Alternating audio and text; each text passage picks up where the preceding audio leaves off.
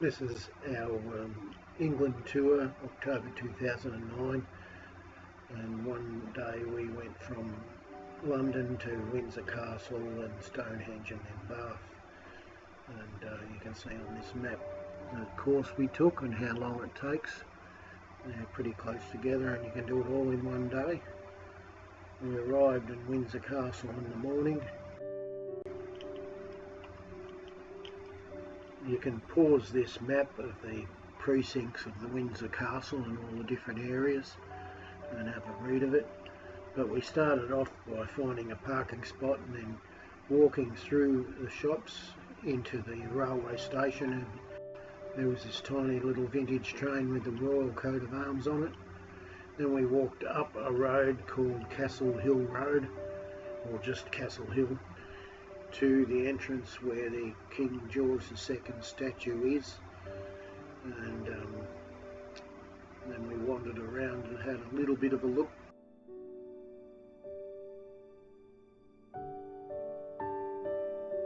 Of some of the outer buildings before we ended up walking and following the rest of the crowd. And we started off by having a bit of a look at the Round Tower, which is the central feature of Windsor Castle, and we took a bit of video and some photographs of that. The Round Tower is built on a small hill called the Keep. I think it was called the Keep, and it's surrounded by a moat, and of course the moat is pretty much filled in these days. To get into the Keep itself you have to go through the Norman gates, and here's a photograph and some video of the Norman gates before we actually went in to have a look around. So then we walked to the south wing in the upper ward area. If you have a look at the map you'll see that, and it was fenced off because in the distance you'll see the private apartments and other private areas.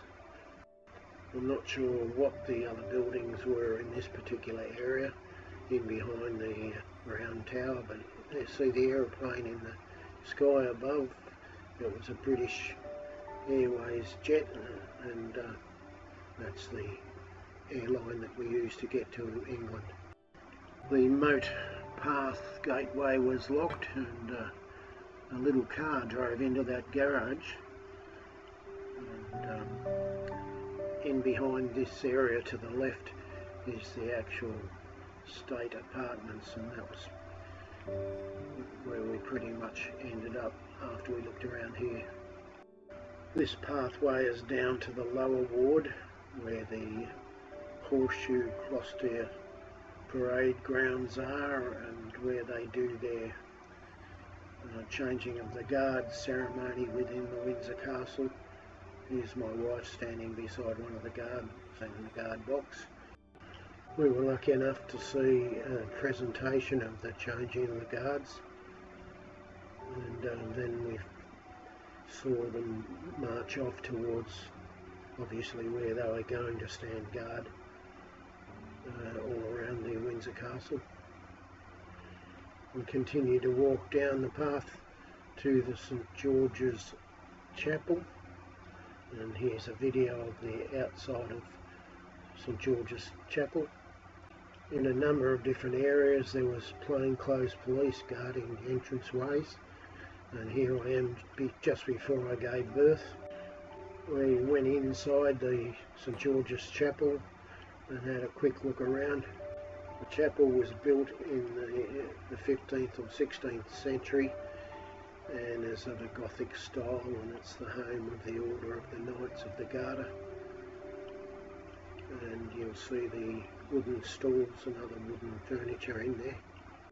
My wife had a bad habit of panning too quickly using the video camera. As I've already said, we had a bit of a walk through the state apartments and the exhibition that's inside this building. The foundations for the state apartments were laid down by Edward III in about the 1300s. He didn't live too long, so obviously the royals continued with the building of it. And it houses all sorts of different artwork and furniture and gifts to the state, or gifts to the royal family, which you can see most of the artwork and furniture and furnishings were saved from the fire that happened in 2007, and these rooms were rebuilt. And you can see from the video that was taken in October 2009 that they did a very good job in a short amount of time, and it was back open. I presume that we missed a few rooms that were probably still closed, but we missed a lot. We didn't have much time. These state apartments seem to be divided up into a number of groups, and you can take different routes, and ceremonial route and the historic route, which is pretty much what we took, and the semi-state rooms, and there was a bit of an art gallery, and I can't remember whether we saw that, but I was surprised that we could have taken a guided tour for free, but we missed out on that. There was another fire in November 1992, and that destroyed 115 rooms, including 9 of the state rooms. But again, they rebuilt it really, and again they saved most of the artefacts and rebuilt it fairly quickly. Then we went outside to the eastern terrace and had a bit of a look around. The eastern terrace lawn and gardens is normally open to the public, but not when we were there. Once we left Windsor Castle, we stopped at Stonehenge on our way to Bath, and here's a map of the distance we travelled. And also, if you pause the next image, you can read all about. We didn't go to the tourist information or gift shop centres, and we walked around the path right around the circle of Stonehenge. This is a station stone, and there are 2 of them, and the idea behind it seems to be that they align in the midsummer sunrise and the midwinter sunset, and there are all sorts of different stories about whether it's mysticism or cults or aliens. Personally, I think there's enough evidence to suggest the Druids were involved in their worshipping here during that midsummer sunrise and midwinter sunset. If you read the map, there's a comment about slaughter stone, but I think this is just a reenactment of a sledge for carting stones from 230 miles away and a second quarry about 50 miles away. Here's a panoramic view of the inside of the circle before we got told that we shouldn't have been inside the circle. Here's an image of the stones with some with little knobs on top, and the slabs were held in place by those knobs. And you wonder how they got on top? Well, I put them on top. Of course, I'm only joking. Everywhere we travel in the world, we take these stupid photographs of holding the pyramid up, or in this case Stonehenge itself. We had to have our inevitable selfie photographs. You'll notice that the clouds come and go in some of these selfie photographs, and it was a tiring day. We did get some video of the sunset, and we tried to get it to align with one of the rocks, but that didn't work out. So then we visited the city of Bath and did a small amount of the tourist attractions. Here's a map that we got from the hop-on, hop-off bus service. Once we found a parking spot for our car, we went to the Pulteney Bridge, which crosses the River Avon. It was completed in 1774 or thereabouts. It's quite different. It has shops built on top of the bridge and buildings on top of the bridge. You can see the tourist boat going underneath it now. The last time we saw shops on top of a bridge like that was in Florence in Italy, which was quite unique. As I said, the bridge was built to access the different sides of the River Avon in the city of Bath. We had a look at some of the buildings, Georgian buildings, and there was a row of 30 terrace houses built in a sweeping crescent shape, and they were built in the 1700s, and it was quite lovely to walk around and have a bit of a look at the Georgian stone fascias of the buildings.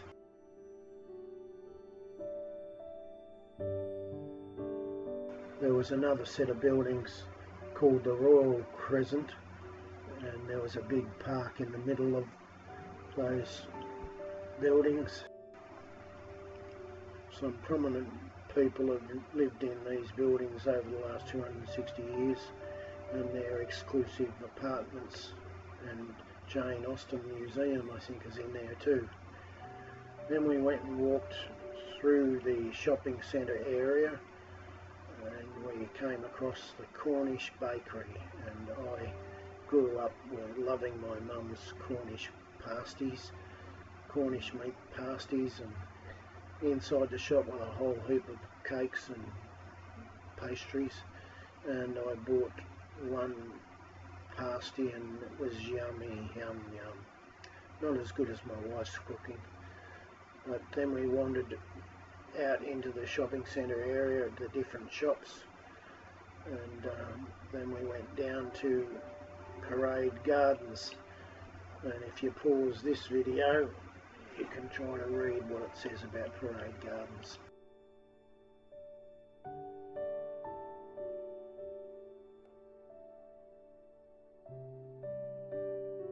There was a fee to get into the park, and we weren't interested in paying the fee to look at a park, but there was a flower display of Jane Austen, the famous writer. Then we walked further and had a look at the Bath Abbey, which is a Church of England parish church, former Benedictine monastery in Bath. It's founded in the 7th century and was finished around about, or continued to be built on through the 7th and to the 10th century, 12th century, 16th century, and some restoration work in the 1800s. The large front doors were an amusement to me. I enjoyed looking at the woodwork and the design. And here's a video of the back of the church. Then we walked to the Roman baths, and there's a fee to get in, and we had a really good look around there. These baths are well preserved thermal baths. They were built by the Romans when they occupied Britain. The Romans called this town Aqua Silis. Its modern name is the city of Bath.